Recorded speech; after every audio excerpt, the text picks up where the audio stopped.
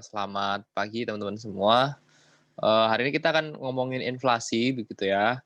Eee, apa penyebabnya, kemudian apa dampaknya, dan social cost yang ditimbulkan karena adanya inflasi tersebut. Ini aku menggunakan slide-nya Gregory Mankiw ya, yang chapter 9. Kok chapter 9 sih? Apa namanya? Edisi 9. Yang edisi 9.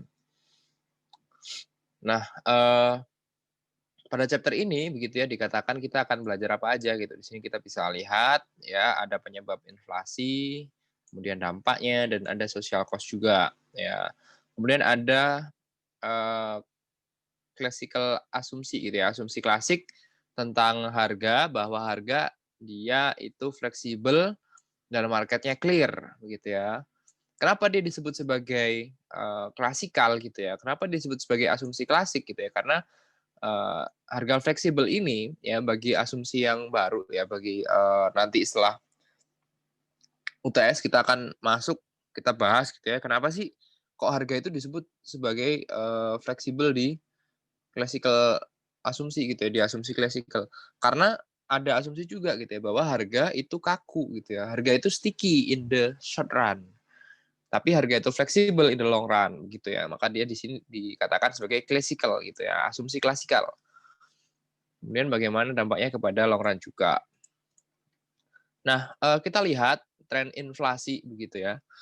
Tren inflasi di US ya pada tahun 19 sekian ini cuman ya di bawah 2% ya enggak? Di bawah 2%, turun lagi, naik dikit sampai akhirnya di tahun 19 berapa nih? Sekitar 1975-an begitu ya. Dia ada sesuatu nih ya kan? Pasti ada sesuatu nih ya kan? Karena dia tiba-tiba wah, inflasinya tinggi banget nih. Naik sampai di titik sini ya, kemudian dia turun lagi begitu kan. Kemudian naik lagi nih, kemudian dia turun lagi, turun turun turun turun terus semakin turun. Bahkan saat krisis sekalipun begitu ya. Turunnya ini lumayan tajam juga ya krisis ya tahun 2008 di sini ya. Kemudian krisis Asia sepertinya tidak begitu berdampak di Amerika. Mungkin ini ya coba nih kira-kira ada apa nih di sini. Teman-teman mungkin bisa mencari tahu juga ya. Kira-kira di sini ada apa nih? Ada yang ngerti, ada yang tahu nggak? Kira-kira di tahun ini itu ada apa? Berarti sekitar tahun 1974 ya, sekitar 1975-an lah. Ada apa itu kok inflasinya bisa naik kencang gitu ya? Kemudian eh, apa gitu ya? Kita akan lihat. Nah ini trennya seperti ini ya. Jadi trennya dia bersiklus ya kan? Dia punya siklus. Nah, bagi teman-teman yang belum lihat videonya Ray Dalio, aku sangat menyarankan kalian lihat dan supaya kalian tahu gitu ya bahwa productivity itu bersiklus, kemudian long long debt ya, utang jangka panjang itu bersiklus dan ada utang jangka pendek yang bersiklus pula.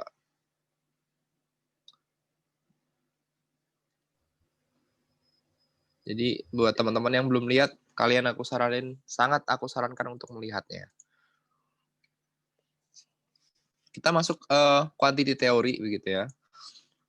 Teori dari kuantitas uang ya. Teori kuantitas uang kita udah pernah bahas sebenarnya di PIE gitu kan. Kita mulai dari konsep velocity gitu ya. Kalau velocity kita terjemahkan dia artinya adalah kecepatan, kecepatan uang gitu kan. Ya, velocity gini kan, V gini kan, kecepatan. Nah, kecepatan uang ini sebenarnya artinya apa gitu kan? Velocity adalah the rate suatu rate gitu ya, di mana uang itu berputar. Ya. Uang itu berputar itu berapa kali sih dalam suatu perekonomian gitu ya.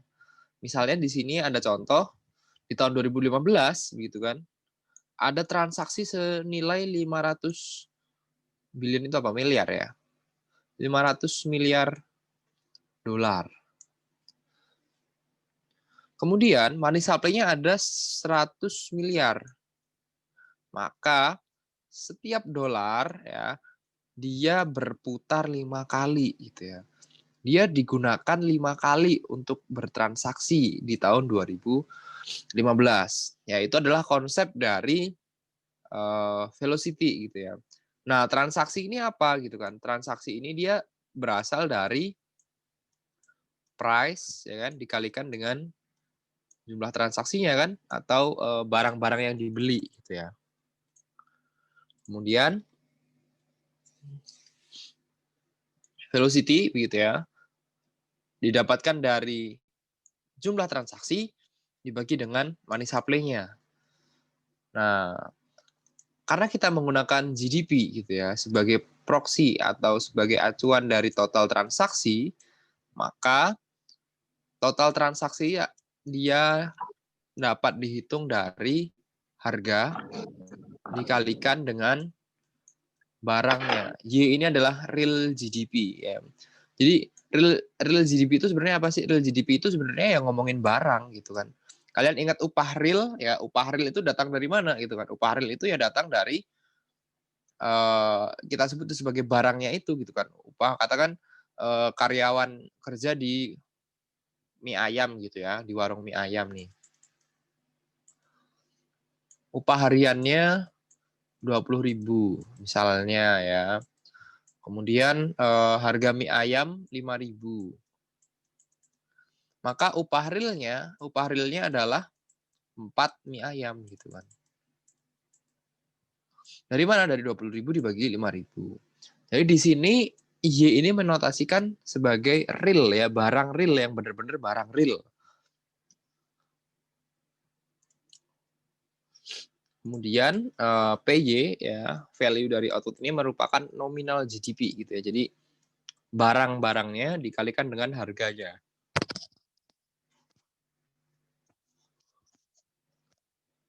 Nah, bentuk dari rumusnya begitu ya, dari persamaannya kita dapatkan M dikalikan V sama dengan P dikalikan Y. Ini adalah disebut sebagai persamaan identitas begitu ya.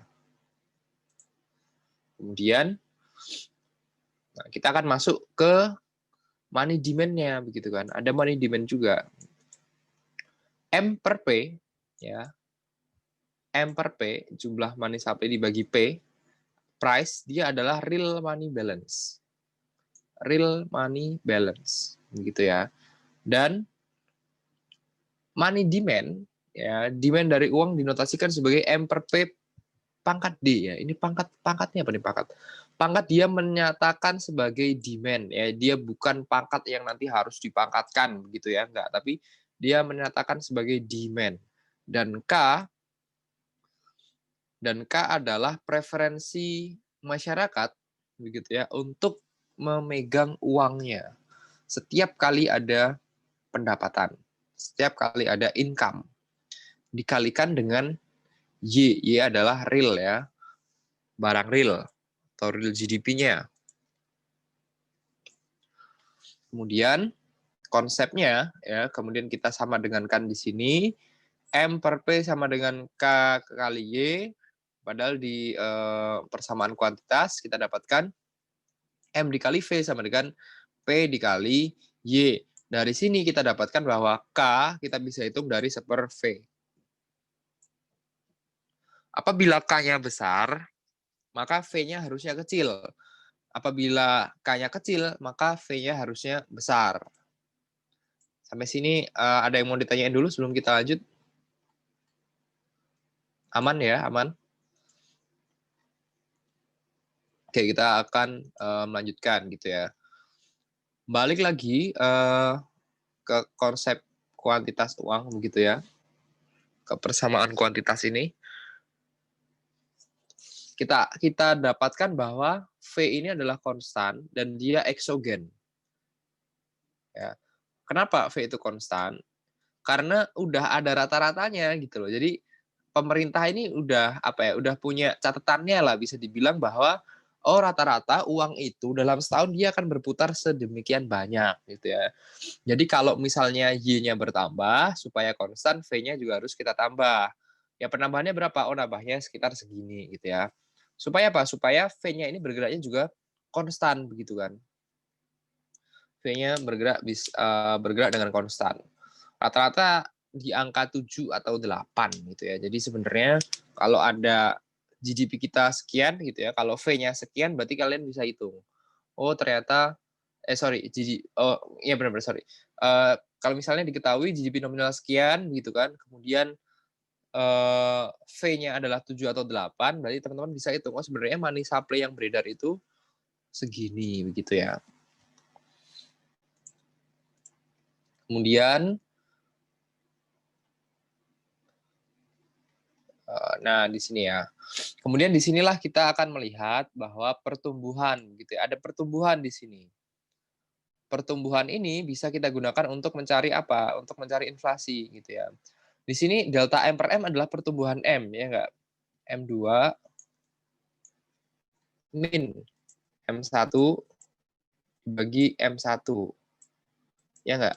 Ini kan sama aja kita tulis sebagai delta M per M gini kan.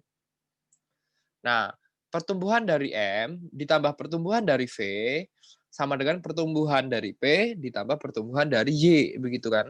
Sedangkan V ini dia sifatnya konstan, sehingga pertumbuhannya 0 gitu kan. Kenapa? Karena ya V2 min V1 per V1. V2 min V1 kan 0 gitu kan. Maka 0 per V1 ya tetap aja 0 gitu kan. Maka tersisalah apa? Tersisa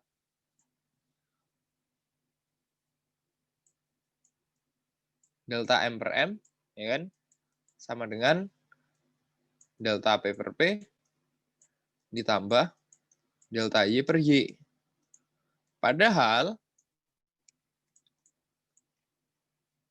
inflasi adalah pertumbuhan dari P, ya enggak? Inflasi adalah pertumbuhan dari P. Maka di sini kita bisa cari inflasi sama dengan pertumbuhan M dikurangi dengan pertumbuhan Y. Kalau M-nya tumbuh terlalu banyak, sedangkan Y-nya tidak tumbuh, maka inflasinya akan tinggi, begitu kan? Tapi kalau Y-nya aja yang tumbuh, tapi money supply-nya tidak tumbuh, ya maka inflasinya bisa-bisa minus gitu kan, atau ya inflasinya uh, kecil gitu ya. Nah, di sini kita bisa tahu, maka pemerintah ini kalau mau cetak uang, ya, dia harus mikir-mikir, ya kan?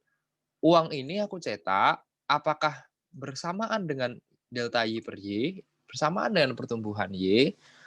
Bagaimana nanti kalau misalnya aku cetak uang, tapi tidak seluruhnya dimanfaatkan oleh delta Y per Y? Uangnya naik, katakan uangnya naik 20% gitu kan, tapi delta Y-nya cuma naik 10%. Wah, berarti inflasinya nanti bisa-bisa naik 10% inflasinya, begitu kan. Bagaimana jika aku cetak 20%, kemudian naiknya 17% gitu, ya bagus gitu kan, karena inflasinya nanti terkontrol ya, di angka 3%. Ya, jadi inilah datangnya begitu ya, datangnya inflasi itu dari sini. Kemudian, nah pada kondisi ekonomi yang normal begitu ya, pertumbuhannya itu membutuhkan money supply juga gitu kan. Pertumbuhan dalam hal ini adalah pertumbuhan dia juga membutuhkan money supply gitu kan. Supaya apa? Supaya transaksinya juga bisa meningkat gitu ya, memfasilitasi si pertumbuhan GDP-nya ini. Tapi ya pertumbuhan uang yang berlebih ya dia akan menuju ke arah inflasi. Jadi tetap harus hati-hati. Kemudian pertumbuhan GDP ya atau pertumbuhan produktivitasnya ini atau delta Y per Y, dia bergantung pada apa begitu kan? Dia bergantung pada pertumbuhan faktor produksi dan teknologi ya. Kalian masih ingat kan pastinya bahwa Y itu ya dia adalah fungsi dari F, K, L gini kan. Walaupun ada nanti FKL, ada juga yang kalau kita masukkan komplit KLRT gini kan. Nah, ini adalah fungsi produksinya, faktor produksinya begitu kan. Nah, Y akan meningkat apabila ini juga meningkat. Begitu ya.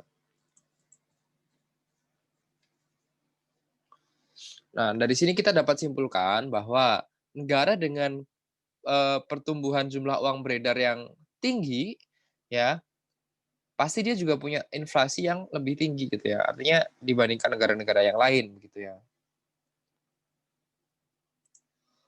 Dalam jangka panjang ya, tren inflasi suatu negara yaitu pasti trennya mirip dengan pertumbuhan uangnya.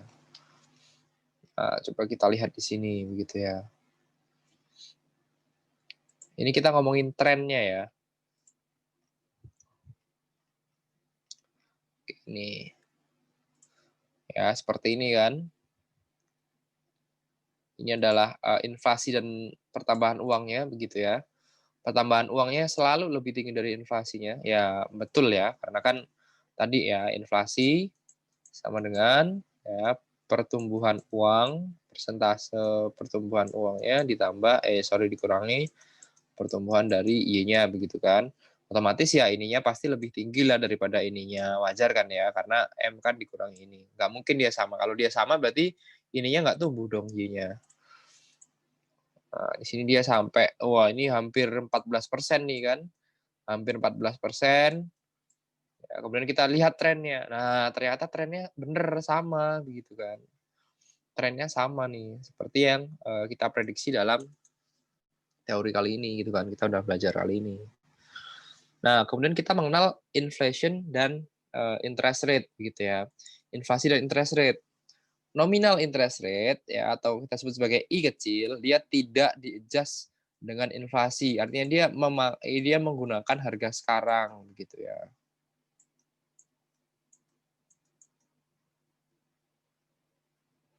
Atau rate yang benar-benar sekarang begitu ya. Sedangkan real interest rate dia sudah di-adjust dengan inflasi, yaitu dengan dikurangkan. Ya, lihat di sini dikurangi dengan inflasi. Hal ini dinyatakan dengan Fisher effect gitu ya. Jadi Fisher equation adalah I sama dengan R plus P ya. P ini adalah inflasinya. Dalam hal ini R ya dia akan mempengaruhi S dan I.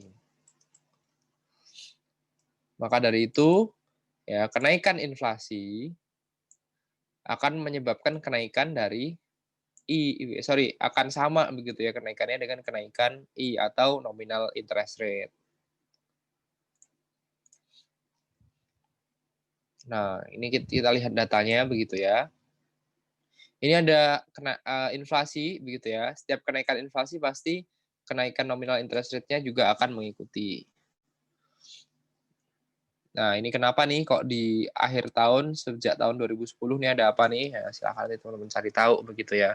Kenapa kok interest rate-nya dia mendekati nol? Nah, silahkan teman-teman cari tahu ya. Kenapa di sini inflasinya menyentuh nol? Minus ya nih berarti inflasinya. Inflasinya minus, kemudian dia naik, tapi interest rate-nya nggak ikutan naik. Kira-kira ada apa nih? Ada yang mau menjawab nggak? Di tahun 2008. Ada apa di US nih? Kok sampai interest rate-nya nggak mau naik, tapi inflasinya bisa minus gitu. Nah, nanti dicari tahu ya, ya ada apa gitu kan. Krisis ya, yang jelas dia ada krisis keuangan begitu ya di sini sehingga menyebabkan hal demikian. Nah, kemudian kita akan lihat gitu ya. Ada dua interest rate begitu kan. Yang P gitu ya, dia adalah actual inflation rate ya. Inflasi yang asli gitu ya, yang terjadi gitu. Kita nggak akan pernah tahu sampai hal itu terjadi begitu kan. Sedangkan ada E-nya, dia disebut sebagai expected. Jadi artinya dia diekspektasikan. Ya, sehingga dia akan ada dua real interest rate. Ingat ya, interest rate yang real ya R sama dengan I dikurangi P. Nah, P-nya, ya P-nya ini ada dua kan, berarti ada yang P real, ada yang expected P, ini kan. Sehingga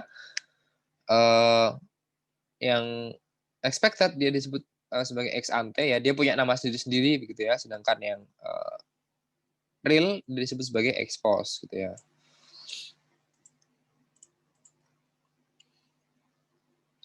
Nah, kemudian kita coba masuk ke money demand dan nominal interest rate begitu ya.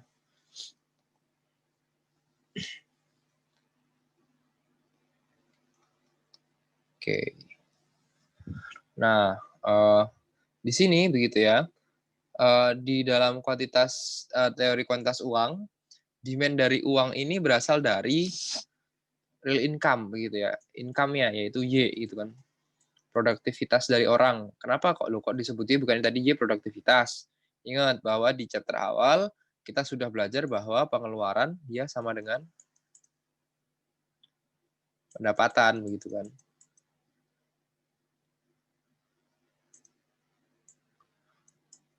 Kan di sini income juga disebut sebagai Y begitu kan. Nah, ada juga hal lain yang mempengaruhi money demand yaitu interest ya nominal interest rate begitu kan. Nah, maka dari ini money demand dia berkebalikan dengan interest rate. Kalau interest rate-nya tinggi, money demand-nya akan rendah gitu kan. Kalau interest rate-nya rendah, money demand-nya akan bertambah. Nah, dari sini kita akan mendapatkan demand function M per P sama dengan IY gitu ya. L ini dia hanya menyatakan L sebagai hal yang liquid gitu ya. Dia hanya menyatakan liquid gitu ya. Dia nggak ada apa-apanya, nggak dikali satu-satu kayak gini juga nggak gitu ya. Real money demand ya dia dipengaruhi terbalik begitu ya oleh I, artinya kalau I-nya naik maka money demand-nya akan turun. Ya, kenapa? Karena I itu adalah interest, ya kan? Kalau I-nya naik, maka kalau kita mau pinjam duit semakin mahal, begitu kan? Kalau I-nya turun, kita pinjam duit semakin murah ya, kita akan lebih banyak pinjam duit.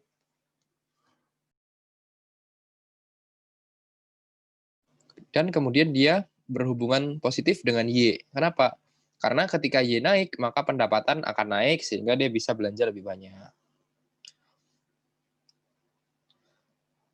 Semakin tinggi Y, begitu ya, menaikkan spending pada goods and services ya, pada barang jasa sehingga dia butuh uang juga. Nah, I di sini kita jabarin lagi ternyata. I-nya ya, karena I-nya adalah belum terjadi, maka kita menggunakan ex ante ya kan. Ex ante ini menggunakan R-nya adalah real interest rate sedangkan E-nya adalah inflasi yang belum terjadi ya, expected inflation begitu ya. Sehingga jadilah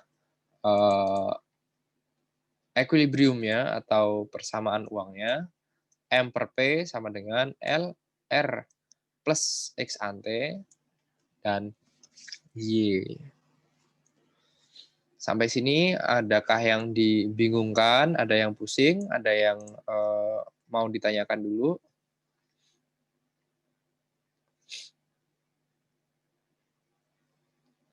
Gimana? Adakah yang mau ditanyakan?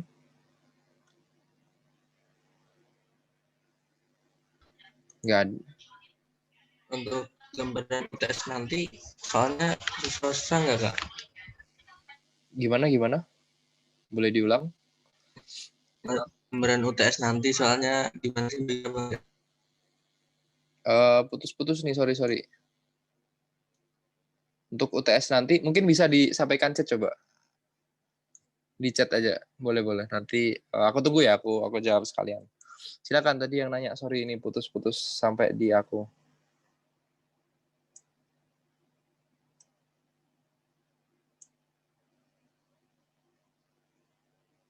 Soal UTS nanti, oke. Soal UTS nanti esai biasanya ya. Di aku kemarin esai 8 soal kalau nggak salah. Untuk pertemuan hari Kamis kita bahas ya. Hari Kamis kita bahas soal UTS-ku. Jadi hari Senin besok kita habisin tuh apa namanya kita habisin solo growth modelnya, gitu kan. Hari Kamis kita bahas UTS-nya. Begitu Hikmawan. Ada lagi yang lain mungkin sebelum kita lanjutkan? Kita masih ada beberapa slide gitu ya. Kita simpulkan dulu gitu ya. Ini dipengaruhi oleh apa? M ya. M ini adalah money supply, dia bersifat eksogen, dia diurus oleh the Fed begitu ya. Hanya bank sentral dalam hal ini. Kalau misalkan di Indonesia berarti dia dipengaruhi oleh Bank Indonesia begitu kan. Money supply. Kemudian R ya, R ini dia mengadjust ya supaya S itu sama dengan I. Ya, ingat nggak waktu beberapa pertemuan kemarin gitu kan tentang tabungan gitu kan. Ini R, kemudian ini I, ya seperti ini ya kan. Ini S, ini I. Kemudian Y, ya Y dia dipengaruhi oleh FKL ya. FKL artinya dipengaruhi oleh kapital dan labor begitu ya. Kalau capital labornya meningkat, Y-nya pasti meningkat. Sedangkan P ini dia mengadjust supaya M per P sama dengan ini gitu ya. Sekarang nih, kalau Y-nya naik tapi lainnya tetap. Kira-kira P-nya naik atau turun? Silakan coba dijawab. Kalau Y-nya naik tapi lainnya tetap. Kira-kira P-nya naik atau turun?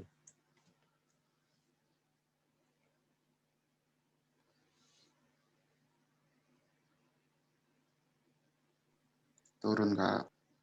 Oke, bener ya, turun ya. Kenapa? Ya karena Y-nya naik gitu kan. Sisi kanan ya, sisi kanan kan harus naik nih dia. Sisi kanan dia naik karena Y-nya naik, maka sisi kiri harus naik gitu kan. Sisi kiri cara naiknya gimana? Cara naiknya ada dua, M-nya yang naik atau P-nya yang turun gitu ya. Makanya inflasi sama dengan pertumbuhan M dikurangi dengan pertumbuhan Y gitu kan.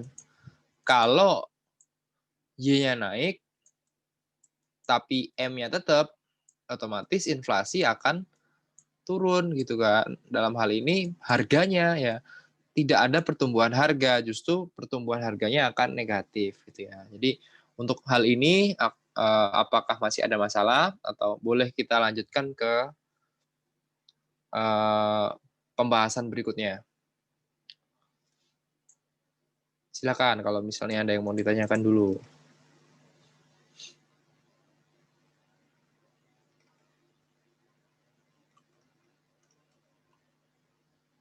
Oke, ini ada contoh lagi nih misalnya. Apabila E-nya naik gini ya, E naik, maka I akan naik begitu ya, karena I adalah R plus P gitu kan. Dalam hal ini P yang digunakan adalah expected P. Sehingga apabila expected P-nya naik, I-nya akan naik. Kalau I-nya akan naik, gimana? Kalau sebelah kanan naik, sebelah kanan ini turun kan kemudian, ya, maka sebelah sini juga harus ikut turun ya kan. Kenapa? Karena ini kan berhubungan terbalik ya, I dengan money demand kan. Kalau I-nya naik, maka sebelah kiri harus turun gitu kan. Sebelah kiri ini harus turun, tapi money supply-nya tetap. Supaya turun kan ada dua cara. Money supply-nya turun atau P-nya naik. Tapi ternyata money supply-nya tetap. Berarti ya udah, kita pakai yang P-nya naik gitu kan. Supaya apa? Supaya nominal atau jumlah yang ada di kiri sama dengan jumlah yang ada di kanan. Ya, ingatlah hubungannya begitu ya, hubungan masing-masing. Oh, I itu hubungannya terbalik. Kalau Y itu hubungannya lurus gitu ya. Jadi supaya nanti kalau ada soal gitu kan, teman-teman bisa menjawab dengan baik. Misalnya diberi soal, Bank Indonesia di tahun 2020 menetapkan tidak menaikkan money supply begitu misalnya. Kemudian karena ada dampak corona, maka produktivitas masyarakat menurun. Bagaimana dampaknya terhadap harga? Nah, teman-teman bisa mencoba untuk mengerjakan itu, gitu kan. Oh, ternyata produktivitas masyarakat turun, berarti Y-nya turun, gitu kan. Y berhubungan gimana dengan berhubungan gimana dengan money demand? Oh, ternyata berhubungan lurus. Money supply-nya gimana? Oh, money supply-nya tidak naik ya. BI sudah menetapkan 2020 katakan nggak naik. Maka gimana supaya price-nya ini bisa menyesuaikan? Ya kan? Kalau yang sebelah kanan turun karena Y gitu kan, karena mereka berhubungan lurus, maka yang kanan turun, yang kiri juga harus turun gitu kan. Oh, kalau kiri harus turun berarti gimana caranya? Ya price-nya dinaikkan misalnya. Kalau money supply-nya dia tidak bertambah. Begitu misalnya.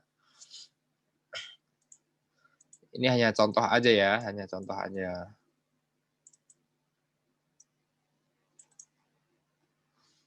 Kemudian, ini waktunya tinggal 2 menit lagi, begitu ya.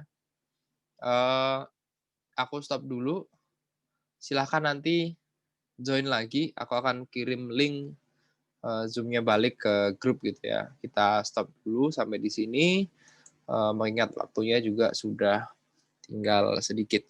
Aku cukupkan, terima kasih atas perhatiannya. Setelah ini kita balik lagi. Selamat siang. Oh, berarti aku nggak usah penutupannya. Oke, setelah ini kita balik lagi ya.